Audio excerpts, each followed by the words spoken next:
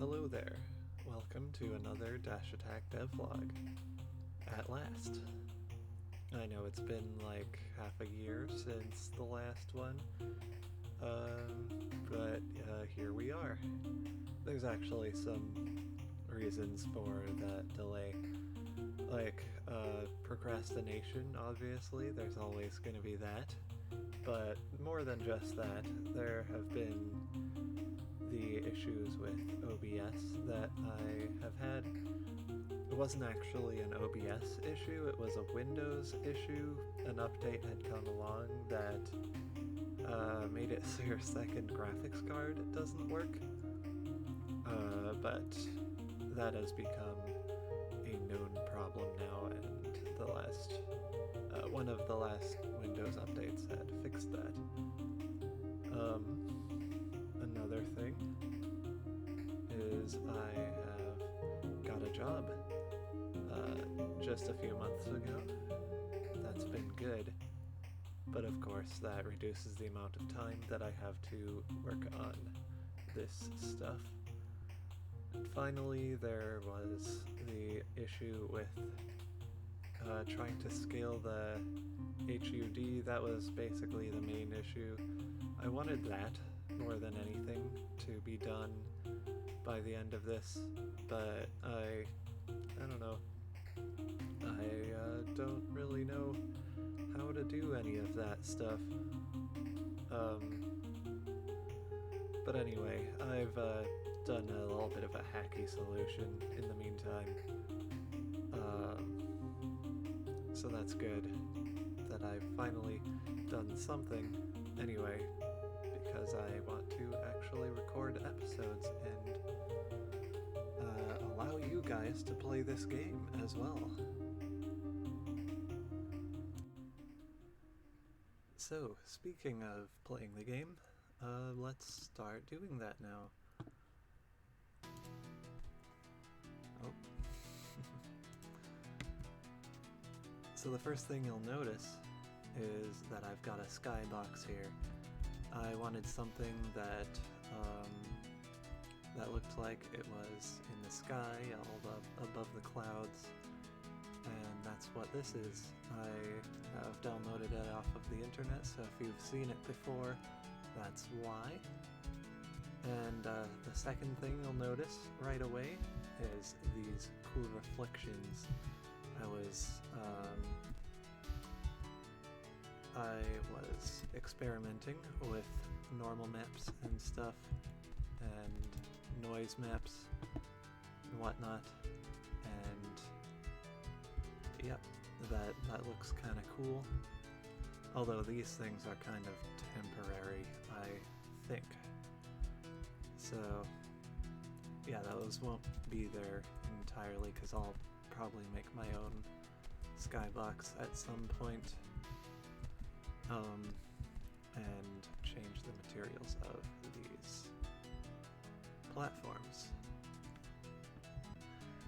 I've also got some fog and a blur effect in the distance. I wanted to see what that was like. I was playing around with some stuff, and I think I like the look of that. Looks pretty good, I think. Yep. Okay, so now to talk about the thing that is the meat of this video. The meat and potatoes. Yes.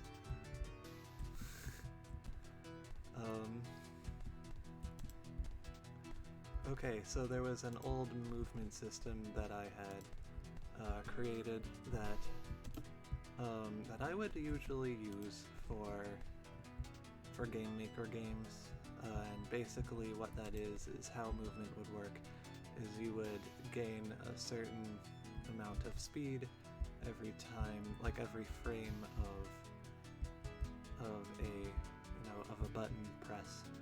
So the more you would hold a key, the faster you would go. But to balance that, rather than just making it so that if your speed is like higher than a certain amount, I just made it so that each frame you get a certain percentage of your speed taken off of your speed. So this makes it so that the faster you're going, the more speed is taken off, and so you get this nice and smooth transition from going 0 to 100, and it doesn't feel very abrupt. And so I initially had implemented this into this game as well, but there is a little bit of a problem here, because my game is about moving quickly, and moving quickly will allow you to gain run power. You know, the faster you go, the more you get. And this speed thing, if it was decreasing by a percentage every frame, as it always was, that would be a problem, because then if you would dash like multiple times in a row, your speed would just suddenly just decrease down to wherever that singularity would be.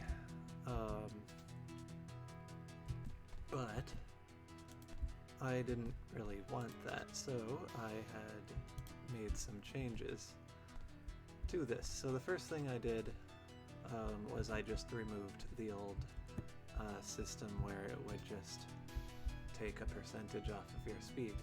This made it so that you could infinitely accelerate, of course, so that's what I worked on next. I didn't want you to be able to do that, so I then simply made it so that once you go to a speed of 40, as it is right now, as you can see in the top left corner of the screen, if your speed goes to 40, then you can't increase that speed by simply pressing the movement keys. You can go above that speed by dashing, as you can see, but you can't exceed it by simply pressing these keys. Yeah, so the way that this system works, you know, it allows you to have a higher speed than 40, but, you know, it's something that you would have to maintain and just like boost by using your dash attacks. So it adds a little bit of a skill element, and that skill element is kind of needed when your whole gameplay loop of gaining and using up run power is like based off of speed. So yeah, that's why I wanted that skill element to be there. So the second thing I ended up doing is re-implementing actual friction. So I wanted actual friction this time, and I wanted also there to be drag as well. And so the way I made the friction work is just if you stop moving, like if you stop using your movement keys and you're on the ground, friction applies. And that's how it works. Friction is actually a lot more linear than you might think. It just takes an amount off of your speed, like basically a constant off of your speed, instead of being like a percentage like I was doing. So it took a little bit of time to balance that, but I think I've got something that works. And that's really nice. And finally there is drag. So as you can see, the top left corner has my speed there, and it caps at 40 most of the time, right? But if I go above that, you can see it slowly goes back down. And the way drag works is the more speed you have, it exponentially like increases the resistance to you gaining speed, and it also just like takes away that speed. So as you can see, if I come to like 90, it starts going like really fast. It starts like decreasing very fast, and at 100 it's like really fast, and it can go all the way up to like almost 200 if you like really try, although there's not really enough room here for that to even work. Finally, one thing that wasn't really accounted for at this point was the dash attack itself. So before, in like the other movement system, this friction, I'll call it friction, it had only applied on the horizontal because I wanted gravity to make you able to fall at quite a speed. And so basically how this affected the dash attack is that it would give you a certain amount of speed when you would dash in a horizontal direction, but due to the friction that you know takes it away, it takes it away so fast that it barely even helps you. But when you dash upwards like this, you know, there's like no friction, so that speed ends up going like really high. So that's not exactly great, but I didn't know what to do about that because there was not really any kind of compromise that I could do to make the dash attack still feel natural inside of that system. So now that it does feel natural in this system, things are better. However, because of this new system, the dash attack I have found is actually just way more powerful than it should be. So I had lowered the amount that it affects your speed, and it's not as game-breaking as before, although it is a little bit game-breaking, as you can see. Although, is it actually game-breaking? I want my game to feel fast and kind of floaty like this, so yeah, this is what I want. So yeah, that is about it for what this update brings. And now that's enough of me playing the game. Do you want to play the game? Well, now you can. You can play this early prototype of a game here. Oh, I forgot to mention this area here. You've been seeing it throughout this video. It's a new area that wasn't here before. And it was to test higher speeds and whatnot. Yeah, anyway, if you want to play the game, the link is down in the description for you to download.